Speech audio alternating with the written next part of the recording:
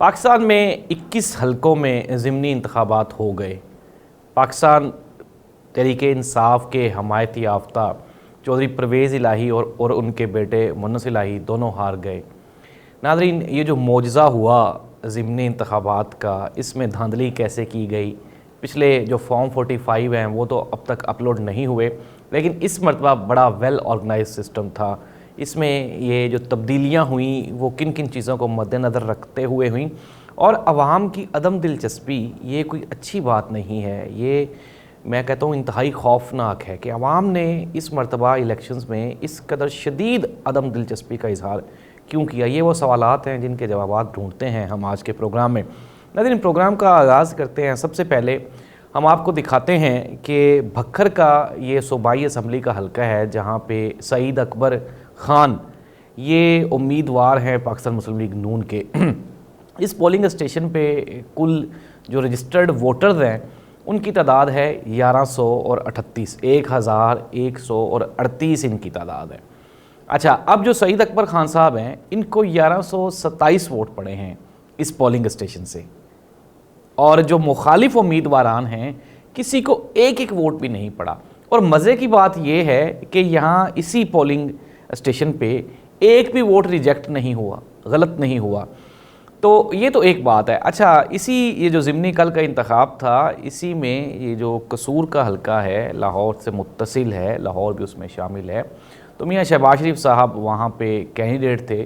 तो अब मियाँ शहबाज शरीफ की जगह पे जो उम्मीदवार खड़े हुए उन्होंने शहबाज शरीफ साहब से भी ज़्यादा वोट हासिल कर लिए, तो ये भी एक मोजज़ा है।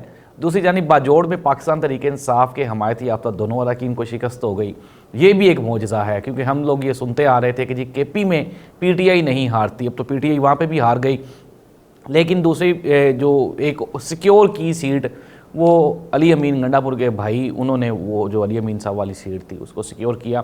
वैसे तो पूरे के पूरे इंतखाब में एक भी इजाफी सीट मुस्लिम लीग नून नहीं जीती।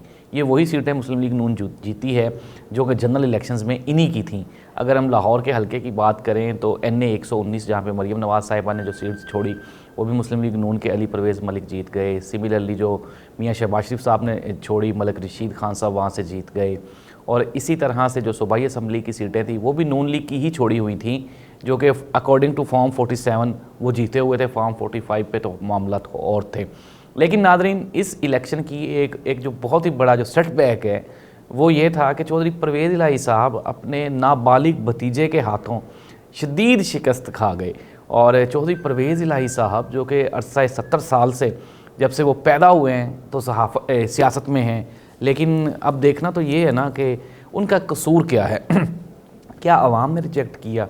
तो कतन नहीं, आवाम ने तो बिल्कुल भी रिजेक्ट नहीं किया। ये अगर हम बात करें काफ लीग के जो वहाँ पे कैंडिडेट थे पिछले इलेक्शंस में, जनरल इलेक्शंस में हमने देखा था कि टोटल 7700 वोट पड़े थे उनको वहाँ पे, और इनके मुकाबले में 77,000 वोट पड़े थे। तो ये पोजीशन थी जिसको कि एकदम से चेंज किया गया। अच्छा, अब इस इलेक्शन की एक बड़ी अच्छी बात ये थी कि हमें जनरल इलेक्शंस में एतराज़ात थे कि यार फॉर्म 45 नहीं यहाँ पे सही तरह से बनाए गए और फॉर्म 47 पे रिज़ल्ट बनाया गया। इस इलेक्शन की एक खूबसूरत बात ये थी कि इस मरतबा फॉर्म 45 बड़ी ही वेल ऑर्गेनाइज्ड मैनर्स के साथ उनको तरतीब दे लिया गया। आज हाफिज़ फ़रत अब्बास साहब जो कि पाकिस्तान तहरीक-ए-इंसाफ के रिप्रेजेंटेटिव हैं, उन्होंने सूबाई असम्बली में बातचीत करते हुए कहा कि जी धांधली का नया आलमी रिकॉर्ड कायम किया गया है। तो ये कोई नई बात नहीं है। अभी हम बात कर रहे थे परवेज़ इलाही साहब और उनके भतीजे की, और परवेज़ इलाही साहब वहाँ पे उस हलके से हार ही नहीं सकते। अब ये भी खैर एक वो कह लें एक अनरियलिस्टिक सी बात होगी जी कि वो लोग कहेंगे कि ज़ाहिर साहब आप कैसे कह सकते हैं कि वहाँ से परवेज़ इलाही साहब नहीं हार सकते। तो मैं ऐसे कह सकता हूँ कि फ़ॉर एग्ज़ाम्पल अगर हम ये कहें कि अवाम का रुझान एक सियासी जमात की तरफ हो, अवाम की शदीद मुखालफत उसकी मुखालफ सियासी जमातों की तरफ हो, और जो कैंडिडेट हैं वो भी आपस में मैच ना करते हों, तो ऐसी सूरत हाल में ग्राउंड रियलिटीज़ तो यही थी कि परवेज़ इलाही साहब वहाँ से जीतते, लेकिन अनफॉर्चुनेटली वो तो वहाँ से हार गए। मुन्नस इलाही साहब को भी लाहौर से हरवा दिया गया। कसूर क्या है? ये हमने पिछले प्रोग्राम में बताया था आपको कि परवेज़ इलाही साहब और मुन्नस इलाही दोनों ये सीटें बामुश्किल जीतेंगे या फिर ये जीत ही नहीं सकेंगे। ये तो मैंने आपको पहले ही बता दिया था इलेक्शन से, और उसकी सबसे बड़ी वजह यही है कि जिन जिन पे गुस्सा है उनको तो जीतने नहीं दिया जा सकता।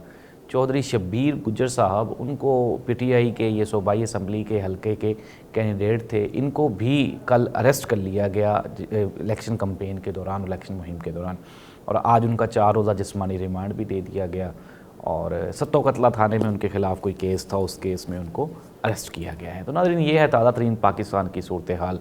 और आलिया हमज़ा जो कि पाकिस्तान तहरीक इंसाफ की गिरफ़्तार कारकुन हैं, उनके जिस्म पे शदीद मलेरिया के निशान हैं। वो कह रही थी कि जो मुझे गंदे सेल में रखा गया है जहाँ पे शदीद मच्छर हैं और वहाँ पे मेरे ऊपर टॉर्चर किया जाता है, लेकिन मैं स्टिल पाकिस्तान तहरीक इंसाफ और चेयरमैन पाकिस्तान तहरीक इंसाफ इमरान खान के साथ अटैच हूँ और खड़ी हूँ। दूसरी जानिब सलमान जावेद का भी एक लेटर आया है और उस लेटर में भी कुछ ऐसी ही चीज़ें वो ज़ाहिर की गई हैं, लिखी गई हैं।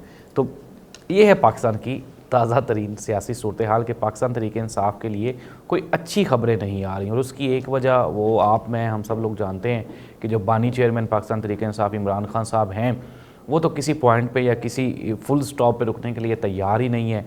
और ऐसी सूरत हाल में फिर ये जो मामलात हैं ये हद से आगे निकल जाएंगे। कुछ लोगों का ये ख्याल है या मानना है कि जी इमरान खान साहब के लिए कोई रिलीफ तैयार कर लिया गया है, लेकिन गारंटी नहीं मिल रही कि जिस तरह से मियां नवाज शरीफ साहब की गारंटी सऊदी अरब ने दे दी थी और मोहतरमा बेनज़ीर भुट्टो की गारंटी अमेरिका ने दी थी, तो अब ये कहा जा रहा है कि मे भी हो सकता है कि यूके यानी कि बरतानिया वो कोई इंटरफेयर कर रहा है और इमरान खान साहब के मामले में कोई पैचअप हो जाएगा और इमरान खान साहब लंदन जाएंगे। तो नाज़रीन, ये तो बिल्कुल ही एक गैर फितरी सी बात है।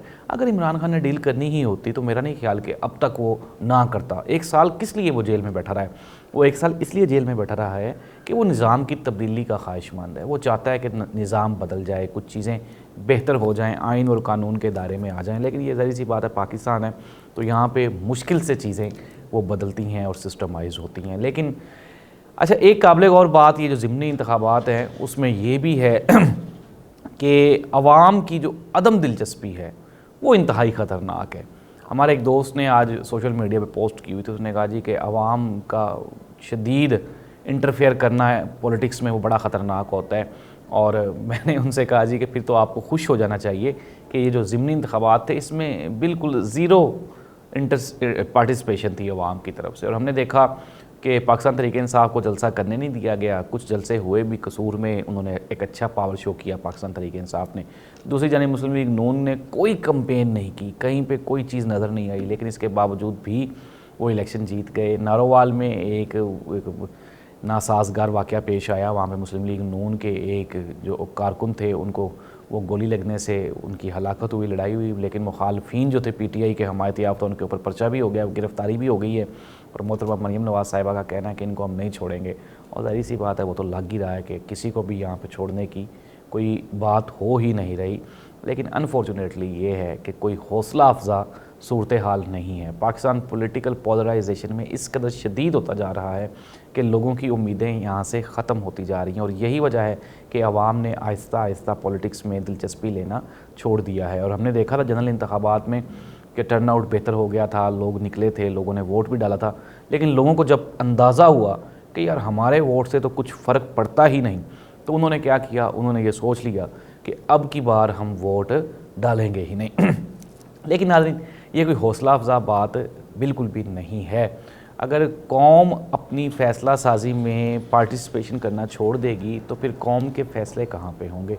ये बात आपकी सोच से भी बाला तरफ देखना ये है कि आया कि हालात बेहतरी की तरफ जाते हैं, ये मुमकिन है या नहीं है। लेकिन जो भी होगा उम्मीद तो की जा सकती है कि अल्लाह करे कि पाकिस्तान की बेहतरी के लिए। अल्लाह इस मुल्क का हामी नासिर हो। अल्लाह हाफिज़।